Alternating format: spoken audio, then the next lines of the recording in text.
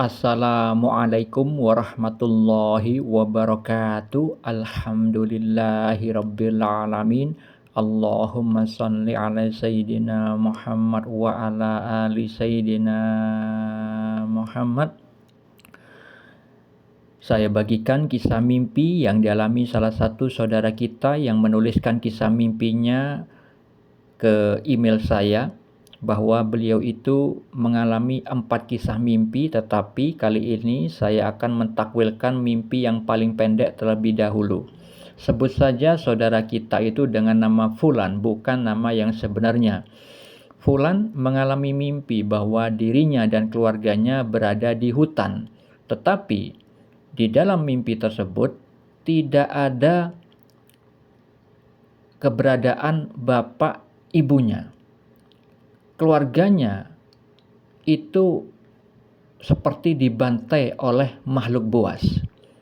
Itu yang dirasakan si Fulan di dalam mimpinya. Dan mereka semuanya, keluarga si Fulan, tidak ada yang selamat dari bantaian makhluk buas tersebut. Sedangkan Fulan itu selamat. Jadi yang selamat itu hanya Fulan saja yang mengalami mimpi ini. Setelah itu Fulan bangun dari tidurnya. Lalu apa takwil mimpi atau makna mimpinya?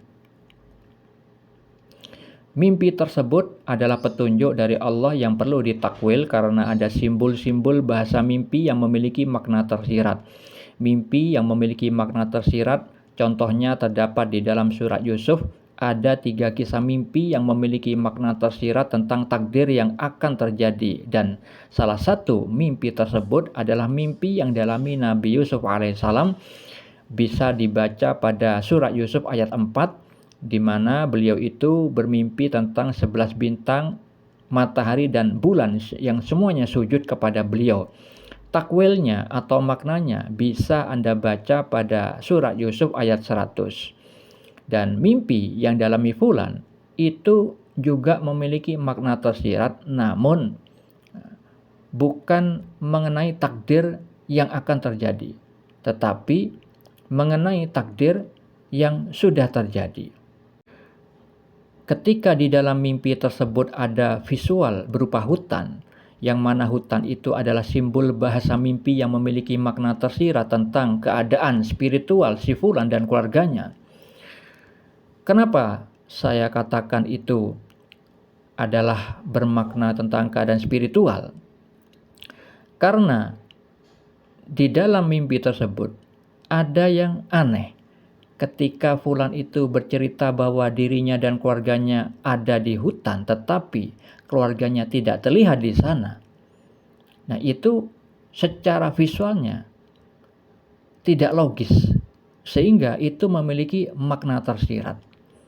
Saya yakin Fulan yang mengalami mimpi itu, dirinya ketika tidak melihat keluarganya di dalam mimpi tersebut, dia itu diberitahu oleh Allah di dalam hatinya bahwa sebenarnya mereka itu, keluarganya si Fulan juga ada di hutan tetapi tidak terlihat oleh Fulan. Dan diberitahu juga oleh Allah bahwa mereka semuanya, keluarga si Fulan, telah dibantai oleh makhluk buas.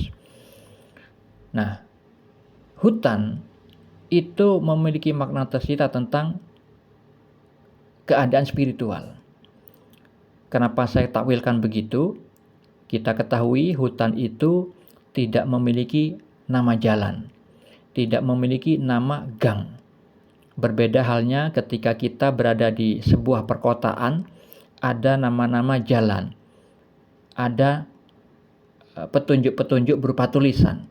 Sehingga ketika kita berada di dalam sebuah perkotaan, ketika kita akan menuju ke suatu tempat, kita mudah menemukan tempat tersebut karena ada petunjuk-petunjuk berupa tulisan, ada nama jalan, ada nama tempat. Berbeda halnya dengan hutan.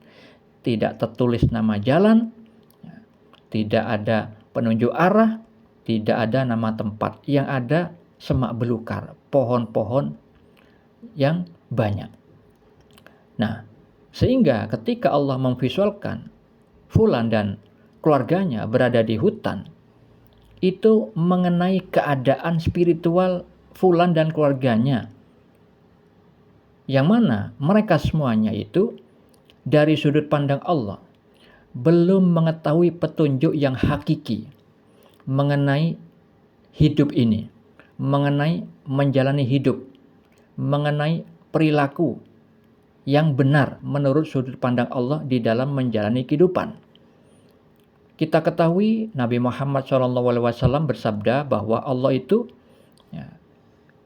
hanyalah melihat hati dan amalan.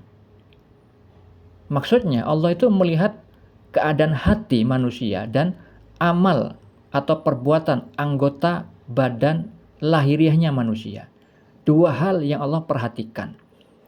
Bukan wajah ganteng atau tidaknya, bukan kaya atau tidaknya seseorang. Nah, Fulan dan keluarganya itu dalam kondisi belum memiliki petunjuk yang hakiki, belum mengetahui ilmu syariat dengan benar. Misalkan mereka pernah mendengarkan ceramah, melihat postingan mengenai ilmu agama, mereka dari sudut pandang Allah belum diakui oleh Allah sebagai orang yang benar dalam hal hati dan amalnya. Walaupun mereka sudah pernah membaca ilmu mengenai agama, tetapi pemahaman ilmu agama itu tidaklah semudah membaca koran. Karena Nabi Muhammad SAW itu bersabda tentang orang yang membaca Al-Quran tidak sampai ke kerongkongan. Maksudnya, orang yang membaca Al-Quran dengan pandangan mata lahiriahnya, tetapi tidak sampai di hatinya. Karena apa? Hatinya buta. Hatinya tertutup dengan noda hitam karena sering maksiat. Sehingga di dalam hadis tersebut, Nabi menjelaskan orang yang membaca Al-Quran tidak sampai ke kerongkongan itu tersesat, keluar dari agama. Jadi, walaupun Fulan dan keluarganya itu pernah membaca ilmu agama, tetapi menurut sudut pandang Allah, di saat Fulan bermimpi, mereka semuanya butuh petunjuk yang hakiki, agar tidak tersesat layaknya mereka berada di hutan. Sedangkan ketika ada simbol visual bahwa keluarga Fulan itu telah dibantai makhluk buas, kalau misalkan sudah dibantai, itu berarti berujung kepada kebinasaan.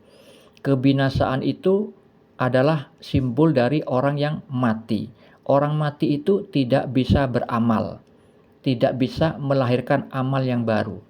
Nah, itu memiliki makna tersirat bahwa keluarganya Fulan, karena seperti tadi saya takwilkan bahwa keadaan spiritualnya tidak memahami petunjuknya hakiki, dengan keadaan seperti itu, akhirnya perilakunya di dalam menjalani kehidupan itu berujung kepada amal yang tertolak, amal yang terhapus. Karena orang yang amalnya benar itu harus mengetahui terlebih dahulu ilmu syariat dengan pemahaman yang benar, mengetahui terlebih dahulu dengan benar mengenai ilmu Al-Quran dan Sunnah Nabi Muhammad SAW. Karena Nabi Muhammad SAW itu bersabda tidak akan tersesat selama berpegang teguh kepada Al-Quran dan As-Sunnah. Jadi dua pusaka tersebut harus dipahami dulu dengan benar, barulah orang tersebut punya peluang baik menuju surga. Karena ilmunya benar. Tetapi kalau ilmunya tidak benar, maka otomatis pasti binasa. Amalnya yang dilakukan tertolak. Sebagaimana contohnya di dalam hadis riwayat Muslim, ada orang dermawan, orang ahli membaca Al-Quran dan mengajarkan Al-Quran, ada orang alim, ahli ilmu agama, dan juga ada orang mati syahid. Itu semuanya masuk neraka, padahal mereka beramal. Karena apa? Karena mereka beramal secara lahiriahnya saja.